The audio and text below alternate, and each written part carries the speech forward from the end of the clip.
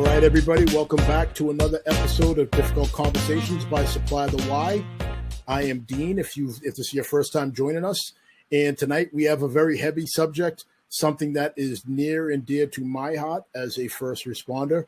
We are going to be discussing the uptick in first responder suicides, to include police officers, firefighters, EMS, and, of course, dispatchers as well. Tonight, we have a very special guest. We have the president and CEO of First Help, Miss Karen Solomon. Karen, how you doing? Hey, good, Dean. How are you? I'm doing fantastic. Thank you for taking the time out to join us. This is a show that I've wanted to do for quite some time. It's near and dear to my heart. And if you could just tell us a little bit about yourself and what brings you here tonight, that'd be great. Sure. Yep. So as you said, my name is Karen Solomon. I am one of the co-founders and the president of First Help. We were formerly known as Blue Help. We've expanded to include all first responders.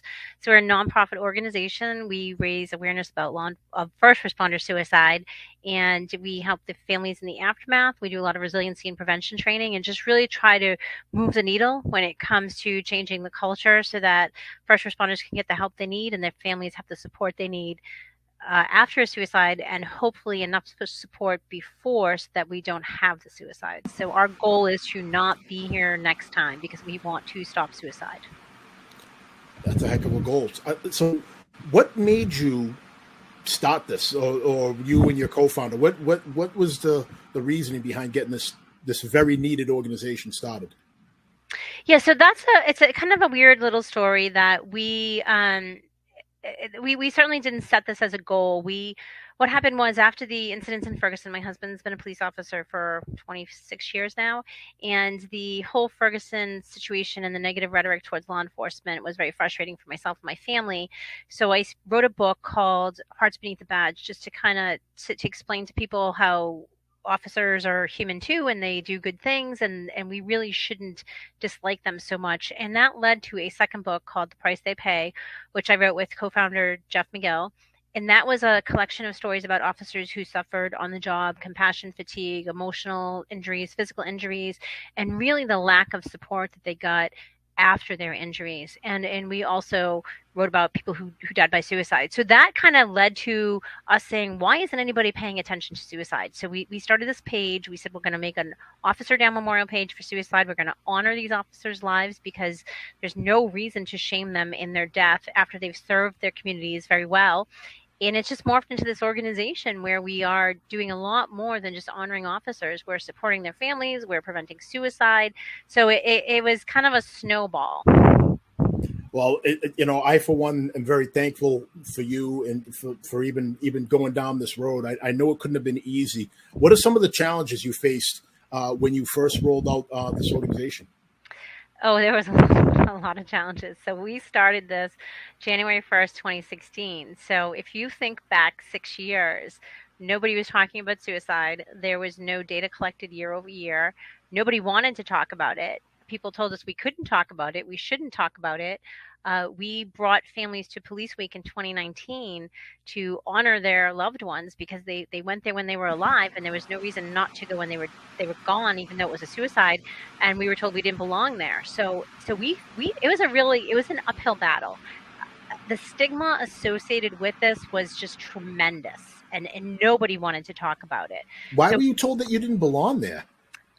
Because Police Week, there's a perception that Police Week is to honor the fallen, the heroes. And the belief is that if you died by suicide, you are not a hero, you are not heroic, you shouldn't be honored. But if you read the Police Week proclamation, and this is something that I've preached since day one, the Police Week proclamation doesn't end at honor those who died in the line of duty. It says, and those who were injured in the line of duty. But that is often left out of Police Week information. The original proclamation clearly states, and those injured. So that, to me, is physically and emotionally injured. But if you go to Police Week, you will see that it is primarily about the dead or the living, and there's no in between. So that was where we kind of first put a stake in the ground, and we had a huge display at the memorial of faces of people who died by suicide, and it was tough. It was tough, but the families were unbelievably grateful. It was amazing. But like I said, it was really an uphill battle because people weren't ready to change their minds about it yet. Nobody was ready to talk about it. And now you see there's been a tremendous change. Very much so. And to your point, overnight almost too. In the world of policing, you know what I mean? Like a 5-year span is essentially overnight. If you talk about the history of policing going back to, say, like, like Sir Robert Peel and back in those days, whereas leaders of organizations are embracing mental health treatment and mental health days, and making sure that people have outlets to discuss critical incidents, making sure that they have this critical incident teams that you can bring in to debrief your staff when you have some of those unthinkable type calls. So yeah, you're 100% right. Yeah, and I think part of it too is, it has to be more than a debrief. And this was one of the things is also, and we all were concerned about in the beginning. So you have this debriefing, but that's pretty meaningless 3 months down the road. You have to have stress management, and that means more than just the debrief a week later. You need to take a look 3 months later, 6 months later. How is everybody doing? How are they affected? Because quite often the effects of an incident don't show up immediately, or they stuff it down and try to hide it. So that was a big deal too, because that's expanded over the years as well, because it was just this, hey, let's have a debrief, let's check in. And now it's a lot more than that. There's a lot more peer support. There's more long-term care. Yeah. There's all that stuff that's going on now. And I think that over the last 6 years, it's really it's to me, having been involved in this, I am amazed at the change in the culture that we've had. Still not enough, but more than I ever expected. It's great. Well, it's unbelievable. So I'm going to hit the chat really quick. So first of all, Mike wants to welcome you to the show, and Heidi wants to ask, what programs and tools are you offering to prevent first responder suicide? Sure. So we have what's called the responder readiness courses, and this is funded in partnership with FirstNet, AT&T, and it is responder readiness, family readiness, and supervisor readiness. There are 3 separate classes that talk about resilience and how we can be prepared as families, how first responders can be prepared, how to start the conversation. So we have that training. We have mission-ready retreats that first responders can go to, also funded by FirstNet, AT&T. It's completely 100% free, all expenses paid, to take first responders away for a week, kind of get them talking, learning some tools, coping tools. We have a lot of that. We also refer people out to a lot of different resources. There are so many amazing organizations and people out there teaching and training and doing suicide prevention. So we have that. That's not ours, but we refer you out. So if you can't make it to one of our trainings, if you can't make it to our retreat, we certainly can tell you somebody in your area that can help you out. So there's a lot of stuff out there. And we, like I said, we're not the catch-all, but we can certainly help people find what they need. But what we personally do is we do a lot of resiliency training. All right. Well, let me ask you this just to clarify. So the retreats that you send people on, is that for people that have experienced traumatic incidents, or is that for anybody even before they get to that tipping point, so to speak? Any first responder. Any first responder. Yep. So because you want to get there before you get to the tipping point, because if if it's before the event, when the event happens, then you have the tools to cope with it, and then you are able to move on from that incident much more quickly had you not had those tools. So we would prefer you get there before an incident. Obviously, if you've had an incident and you are having issues, you should get help, and whether it's this retreat or not, we can work on that with you to figure that out. But it's for any first responder in any stage of their career. All right. Well, that's it. Thank you for clearing that up. Folks, if you're just tuning in, I'm here with Karen Solomon, and we are discussing first responder suicide, and that includes, again, police, firefighters, EMS, and, of course, our lifelines, which are our dispatchers. So if you are on Facebook, please jump in the chat. YouTube, LinkedIn, please jump in the chat, ask your questions while we have Karen here. So our next question that we have is, Karen, what's your feeling on being open about police suicides with each respective department, particularly those that have lost an officer to suicide? Should departments be upfront from the beginning or gauge the family dealing with the loss? So that's very easy. That is the department should work with the family. A suicide is a different kind of death. So a line of duty death, it becomes very public immediately. And I do know that there are some line of duty families who didn't want that.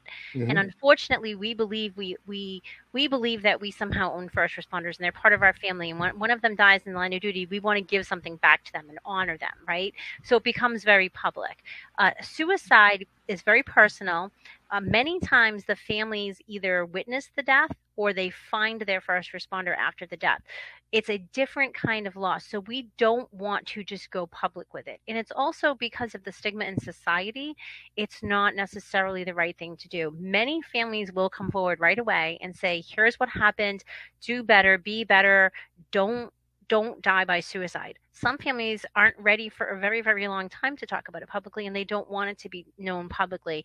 There are families who will put something else in the obituary or they will be very vague because they just don't want to talk about it. We had a family that her son died by suicide and she didn't even tell her neighbors. And she joined our support group, she joined our family, so to speak.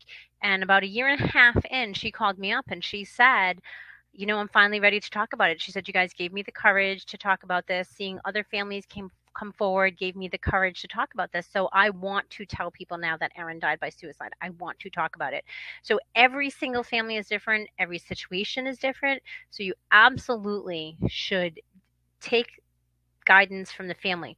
But what you shouldn't do is you should not change the way you treat that family after a suicide. You treat them the same that you would treat a line of duty, a cancer, any other off duty death. They are entitled to off duty honors. They are entitled to be told what benefits they will be losing, what they will and won't get. They were entitled to have some kind of support from the department. So that you should not change because they are going to need your support and they're going to be afraid to ask for it. Karen, so can I just have you circle back, talk a little bit about the benefits that they will or will not get? A lot of folks don't realize that it depends how you pass away while you're on the job, what type of benefits you're entitled to. So if you could just touch upon that a little bit.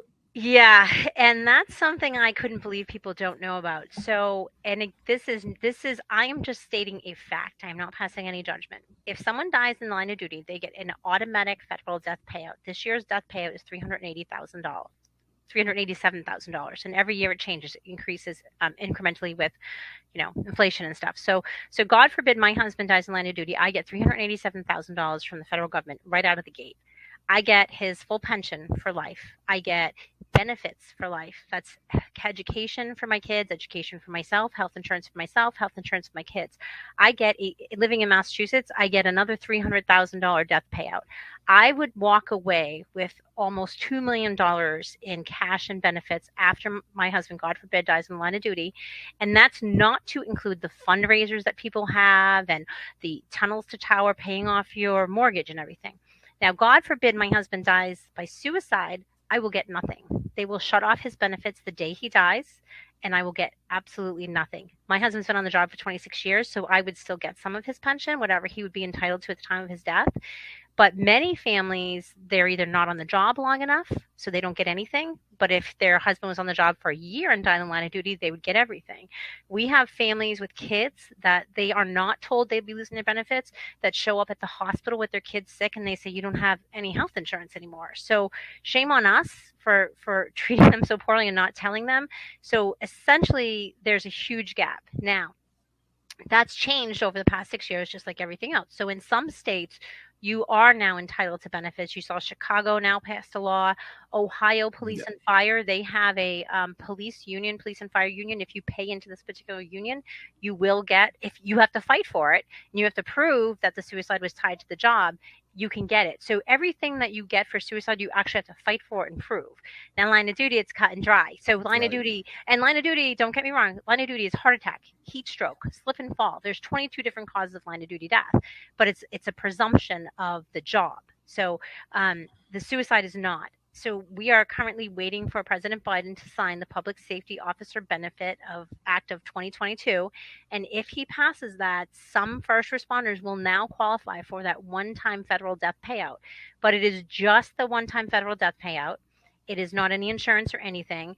They're still not going to go on the wall in DC. They're still not going to be honored and involved in these other events because it's just a federal. You're still going to have to fight for your city and state. But this is a huge step forward because it's going to open the floodgates now. It's going to say, yes, we finally figured out suicide is absolutely could be caused by this job. And we are going to support those families because they gave their life, their service to this job, and they deserve it. See, it's fun. It's funny you mentioned that. Not funny in the haha sense, just ironic, I guess, that you mentioned that because just like we spoke about earlier, where mental health is now a conversational point in most law enforcement buildings. Whereas when I first started 18 years ago, even maybe even 10 years ago, it was the type of thing where it was kind of like, just don't talk about it. Like, you just kind of, you go to a bad scene, you maybe something kind of gruesome or something like that. And you just kind of stuff it in and you're expected to just go and finish your shift. Whereas nowadays, I know that even there's been times where I have maybe addressed somebody during shift. And if we didn't think that they were still ready to be out there, we told them it's okay to not be okay. And you can not go back out and handle. You're not letting anybody down if you don't go back out there. Well, that's a good talking point right there. So, not going back out there. So, and I use this example all the time. The year my mother died, my stepfather died. It was a really bad year for me, and I literally broke down one day at work, and I said, I have to go home. I'm having a mental breakdown. I need a couple weeks off. Sure, Karen, go ahead. You have vacation time. You have personal time. Go. Now, imagine being a first responder going, hey, I'm having a breakdown. Everybody in my family just died. I need to go home for a couple weeks. They're going to look at you like you're nuts. Like you can't just take police and people off the street. And it's not that easy for you. It's easy for people in the private sector, but what's also not easy for you is you still have to go to the next call. So we had some officers, you witness somebody in your department get shot and killed, and you still got to finish your shift. That's insane. How do you do that? You know what I'm saying? So there's so many differences between the way first responders have to function and the way we as non-first responders function. And obviously we have a little easier time of it because we are we're considered regular people with feelings, and you guys aren't, not for anything. But again, it's changing. It's definitely changing, and there are departments that will say, hey, you can go home now. There are departments that have these amazing wellness programs in place, but we're still a long way off from getting there. A long way off for sure. A long way off. 100% is where we are.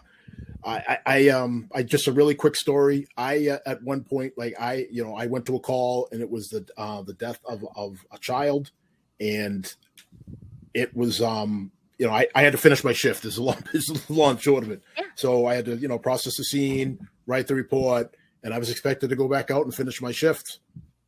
And I'm not so sure in today's world that a lot of departments would continue to do that. So, just a quick story there about how times have changed for the better. So absolutely. Go ahead on. I'm just looking at the chat as we go here. Yeah, so no, I absolutely agree. And I think there's been so many studies done that show, heart rates of first responders throughout their shift, how quickly they go up and down, and how they never quite go back down because you're always on. And just as you're decompressing, you're going to the next call. So that's something that I think has also influenced this. It's the physiology involved with this because it's not just an emotional thing, and I believe that's probably one of the reasons why you have the heart pill. Like here in Massachusetts, you can go out on the heart pill. A heart attack is considered line of duty death if, within 24 hours of certain things happening. So there's a lot involved. It's not just your emotions, it's the body and I believe that finally making that connection and doing it so publicly enabled people to be able to take some time off after a call or not finish the shift when they need to. Well, it's a much needed change. I'm just looking at Dawn's comment here. It says all military services will discharge you if you report PTSD. So I'm going to tell you, I'm not sure I agree with that. I'm not in the military, but I do know that the military is light years ahead of first responders, law enforcement, especially in terms of how they treat their mental health and how they honor their suicides. And there's so many other organizations out there that are supporting this, and they have different rules and regulations in place. So I'm not sure what particular service he's talking about, but I do know that they have gotten a lot better at this. Is But what you're talking about, is it branch specific, or are you just saying as a whole military? as a whole, military. And I can't speak for different units and different branches specifically, because I'm sure there are some kind of guidelines, and that brings up another issue. What are the guidelines for not allowing you to come back to work after you have an emotional issue, or bringing you back? I was speaking to a first responder, and she had issues, and she said, I am absolutely able to do my job again once I feel better, and why shouldn't I? And she's right. So there's got to be protocol and guidelines in place. And again, I can't really speak too much to the military, but I do know there's definitely still some issues, but they have better protocol in place than we do in law enforcement right now. So as you talk about that, I will say that, one of the things that I think makes it more difficult for, I'll say law enforcement, for example, is the fact that you carry weapons. Absolutely. And when you carry these weapons, and though you're trained in them and all that, but how do you make sure somebody's in the right emotional state of mind once they come forward with something like this? So Let's talk about that a little bit. Yeah, and so that's a hot topic, whether or not first responders should take their guns home, law enforcement should take their guns home. Are they doing it because they have access to their weapons? I've heard stories of people who would freeze their husband's weapons in a bucket, because he by the time you chipped away to get it, you're thinking how ridiculous this is, and you're not going to take your life. I mean, people come up with these weird ways to, and I'm not suggesting that anybody hide the guns or touch your husband's guns. Please don't. But it was just an interesting roundtable, one of the conversations. But the bottom line is, first responders, law enforcement have access to guns, and people, the perception is they become a liability. So if you have an emotional issue, you're erratic, you're more likely to shoot yourself or somebody. So there is that fit for duty thing that we can go through. There's all kinds of other stuff. And again, there's not really a lot of guidelines other than the fit for duty, which is the extreme end of how to get somebody well and get them on the job. And there is actually a medication list that approved medications you can take as a law enforcement officer. So if you are a law enforcement officer and you are depressed, or taking meds, and somebody tells you you should be off the job because of it, you can look at this list, and it will tell you that you're okay to do your job on these meds, because it's just helping you with your mood and whatnot. But I don't want to get too far off topic. But the bottom line is, I don't have those answers, and I don't really think anybody does, because especially with the culture in America with gun violence and mass shootings, how do we, God forbid, it's some, recent. Okay, so for instance, an officer died recently, suicide by cop. He was suicidal. He took his gun. He went out, and he was aiming his weapon at other officers, and they ended up shooting him. So that could be a classic case against taking your guns home. You know what I mean? So it's just such a complicated issue. I don't think anybody has the answer for that. Yeah, it's a difficult answer, because I would think in most states, here, I've been a police officer in 2 different states, and both of them, if you are licensed to carry on as a police officer, you can buy your own guns. Mm-hmm. So whether or not you take your gun from work home or not is inconsequential. That's, all right, so I leave this gun here and I go home and get, one of the guns I own, and we're in the same boat. And how many people do you really know that have one gun? How many cops have one gun? Yeah, not many. Most at least have an off-duty carry. Exactly. If for no other reason, just in case you run into somebody who didn't like a result of a call you were at, whether it means you had to arrest them or you had to have them, sectioned into a hospital or something like that. That happens. And then of course there's always the whole, like being a trained person. It's hard to, like when you go out to eat with your husband, where's he sit? Facing the door, right? Yeah, facing the door. Well, like my family, they know, if there's a seat that's facing the door, they know that I'm don't even bother sitting there. That's my seat. You know And how a many times lot, I've been stranded in the grocery store because he saw somebody, so he went and hid in the car, because he doesn't want him to know me, you know? yeah, Yeah, and those are the things, and those are extra stresses that we live with yeah, as first responders. That the average person would have no idea what it's like to live like that from day to day. So, Karen, we're down to about 5 minutes. I just want to address the chat one more time. yeah. So, Mike says, with staffing shortages and or this do more with less mentality, how do we get better at minimizing continuous traumatic exposures? Is it practical? Yeah, no. I mean, if we're doing more with less, staffing shortages, it's not practical. It's not going to happen. You're Mhm. probably going to experience more calls, more traumatic experiences. But what you can do that is practical is prepare yourself, and not just prepare yourself for resiliency, learn resiliency tools, learn breathing skills, learn how to communicate with other people, learn to recognize signs in other people, but go home, make a list of resources in your area so that God forbid you need them or somebody you know needs them, so that you're prepared. Because the last thing you want to do when you're in a crisis is scramble looking for help, because you're going to end up in the wrong place, or you're going to be too nervous and you're not going to be able to find the right kind of help. So prepare yourself with a list of what you think you would need in case of some kind of an emotional emergency, and prepare yourself so that you don't get that far down that path, so that you learn resiliency, you learn coping skills, you talk to somebody and trust somebody, and trust that they are going to listen to you. That's one of the biggest challenges we all face, right? Is somebody taking us seriously, and us opening our hearts to somebody else and being afraid of what they're going to think of us. So, Michael, if you are struggling and somebody doesn't want to listen to you and they don't want to talk to you and they don't want to take you seriously, that is not a reflection on you. That is a reflection on them. And you just move on and you find somebody else, because there are plenty of people who are out there who will support first responders and who will listen to you and who understand what you're going through. So that's my answer. No, that's a fantastic answer. So, as we get down to it here, Karen, tell us. I know you got a lot going on, and I know that September's a big month for you. Tell us a little bit about what's on your plate and what we can expect out of First Help. Sure. So September is Suicide Awareness Month, Suicide Prevention Month, and we have days at the end of the month for law enforcement, firefighter, telecommunications, and EMS suicide awareness days. We have walks around the country throughout the month. We have our annual honor dinner where we fly families at absolutely no cost that lost a family, a first responder suicide. We give them a special weekend with other families, events, gifts, and honor dinner. And just some of the services we offer, because we didn't mention it, is we do offer college scholarships for kids who lose a first responder to suicide. We send out care packages to the families in the department after a suicide. We have retreats for them.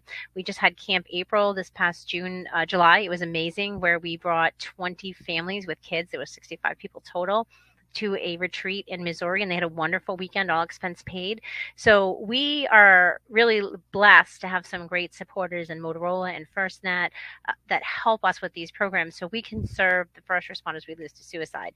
So September is a big month for us because we have all the walks, we have the dinner. It's just a great month to get out there and talk to people and open the conversation about suicide. So make sure you do it.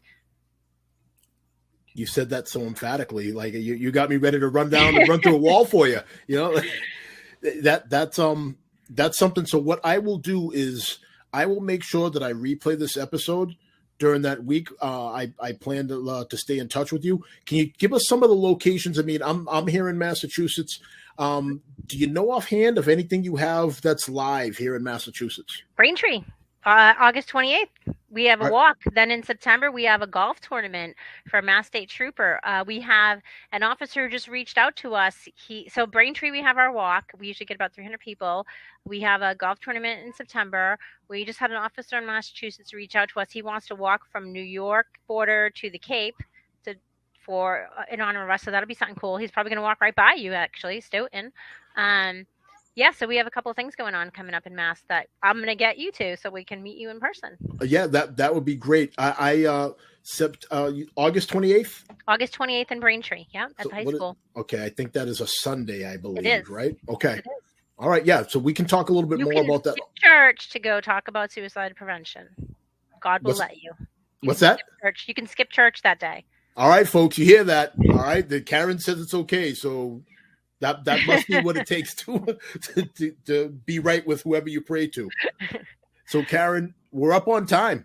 I got to say thank you so much. This half hour flew by. There's been a lot of great information here. How can people reach out to you? How can people find you? Really quick. Yeah, absolutely. Firsthelp.org. 1ST, the number 1ST, first help. HELP.org. And from there, you can link to all of our pages and you can see the work we do. You can see videos of our events. You can see the people we've lost to suicide. So just go to our website.